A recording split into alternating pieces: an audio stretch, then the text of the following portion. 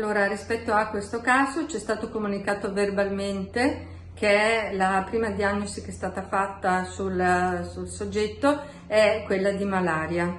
È chiaro che, vista la gravità del caso, il fatto che è stato riscontrato anche sono state riscontrate la presenza di emorragie, dobbiamo necessariamente indagare per vedere se ci sono altre malattie concomitanti che possono essere importanti per approntare quelle che sono le misure di sanità pubblica rispetto ai contatti.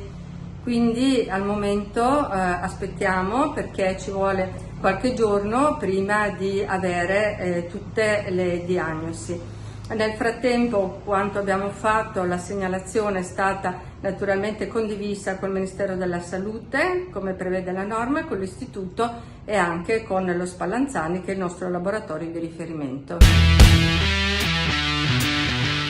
Dragster Italjet, motori ad alta prestazione 125, 200 e 300 cc. Telaio fuori dagli schemi con un carattere unico, una guida emozionante, fari full LED. Un Urban Superbike di cui ti innamorerai. Vieni a vederlo da SD Auto, Chioggia, Viale Stazione 36.